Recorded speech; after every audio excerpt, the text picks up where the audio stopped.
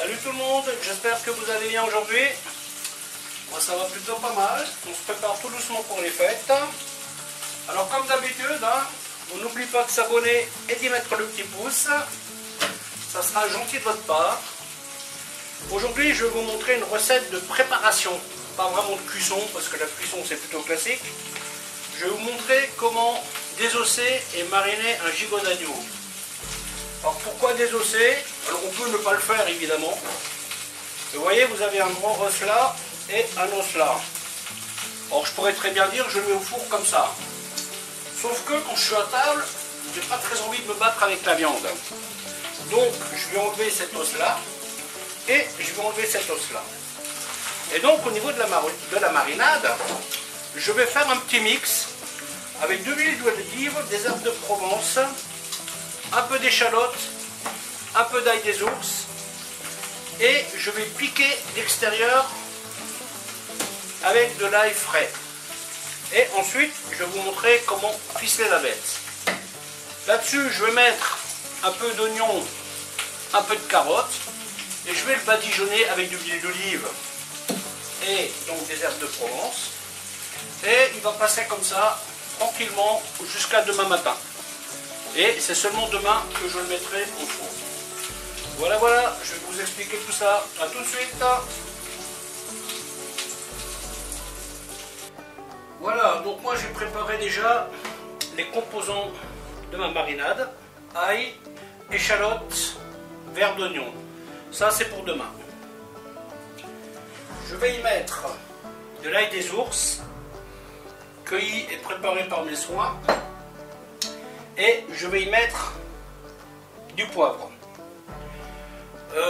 N'oubliez pas qu'on ne sale pas une marinade. Et à tout ça, je vais rajouter un petit peu d'huile d'olive. Maintenant, on attaque le désossage. Donc là, on enlève la graisse qui est inutile. Donc ici, vous avez la jonction. Parce que l'idée, c'est enlever cet os là et cet os là. Et ça va me permettre de glisser ma marinade à l'intérieur. Donc toute cette graisse là, on peut l'enlever.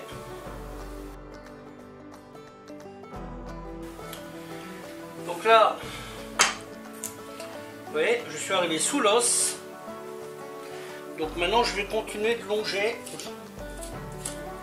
Et ici, vous avez la jonction, vous voyez. La jonction entre l'os du quasi et celui-là, je ne sais pas comment il s'appelle, l'autre là. Ça correspond à l'os de la cuisse. Vous voyez, donc là, une fois que vous avez dégagé un peu, vous coupez la jonction.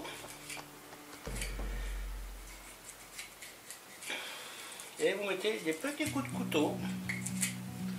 Et à un moment donné, vous arriverez à sortir cet os. Évitez de taper dedans trop violemment. Contentez-vous de donner des petits coups, vous voyez. Et à un moment donné, une fois que vous avez libéré une partie, vous y verrez beaucoup plus clair.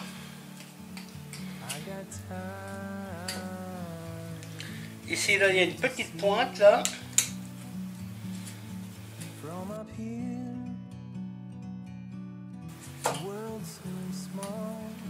Oui, sans s'énerver. Avec la zen attitude, la première partie est faite.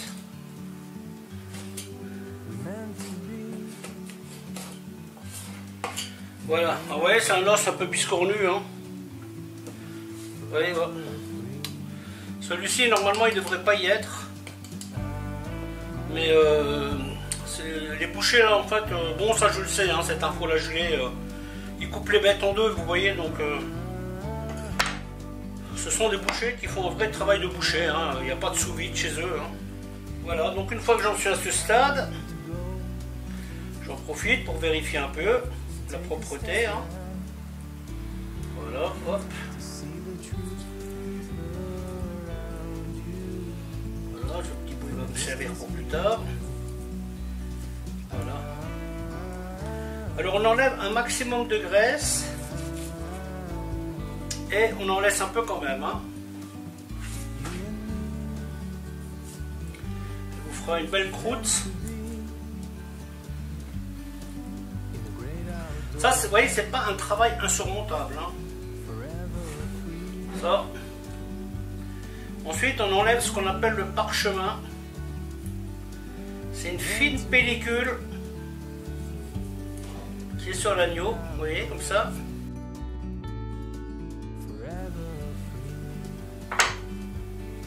Si vous n'avez pas l'habitude de faire ce genre de travail, je vous conseille même de vous acheter un gant anti-coupure.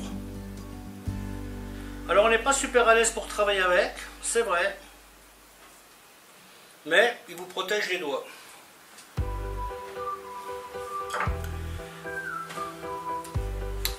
Donc maintenant, on arrive à l'opération suivante. Dans un des restaurants dans lequel je travaillais, c'était une pension de famille. Tous les dimanches, nous avions les mêmes personnes qui venaient manger.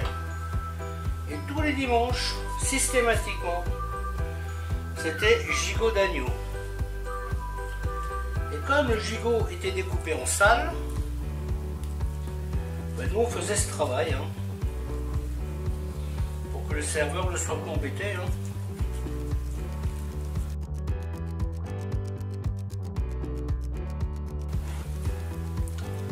Là, la complication, c'est pas le désossage, c'est de maintenir la bête. Parce que là, ça va jusqu'à là. Hein. Donc, à un moment donné, on plante le couteau. Et là, pareil, on cherche la jonction. Ça, c'est le côté un peu embêtant. Hein.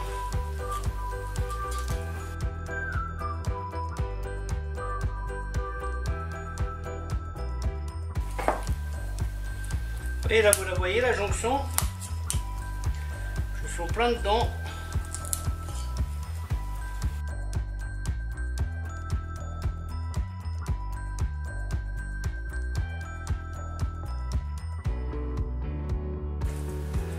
On y est presque. Il y a toujours un petit nerf là qui fait de la résistance. Hein.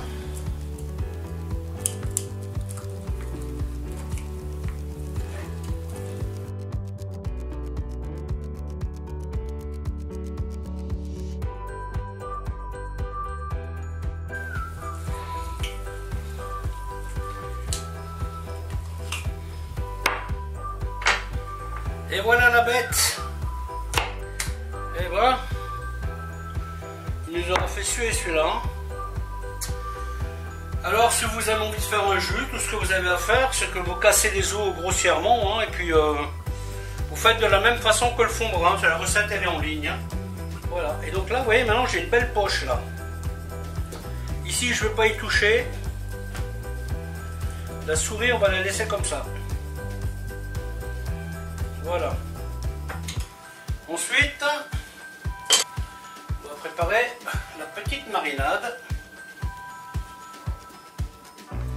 Alors je vais mettre une petite goutte d'huile d'olive. Pas trop, hein. Du poivron grain.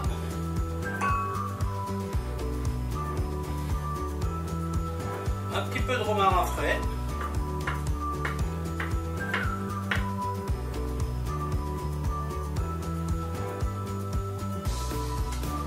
Donc là on va bien parfumer.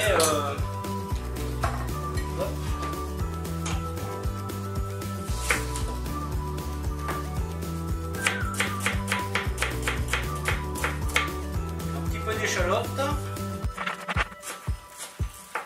Un verre d'oignon. Voilà.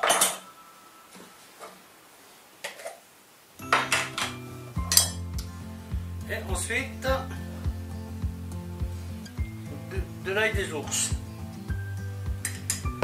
Alors quand vous utilisez de l'ail des ours, faites toujours bien attention qu'il y ait une belle couche d'huile au-dessus, hein, quand vous le rongez. Sinon ça moisit. Hein. Voilà, voilà, voilà. Ensuite on mélange tout ça. Donc là je mets ça comme ça, mais après bien entendu je vais l'étaler avec la main. Hein. Et on en met bien partout au fond. Pas la peine d'en mettre une tonne. Hein. Vous avez vu la masse que j'ai préparée, ça suffit largement. Et ensuite on passe à l'étape du ficelage. Donc là on façonne bien, bien propre. Voilà, maintenant je vais vous montrer comment faire. Vous prenez votre ficelle et vous faites un premier nœud. Et vous gardez un bout. Ensuite, vous voyez, je le tiens comme ça. Je pivote. Vous voyez, et je passe en dessous. Et ensuite, je serre. Voilà. Vous voyez le mouvement. Hein. Main droite qui passe devant. Hop. Et avec le pouce, j'accroche. Vous voyez, jusqu'au bout. Hein.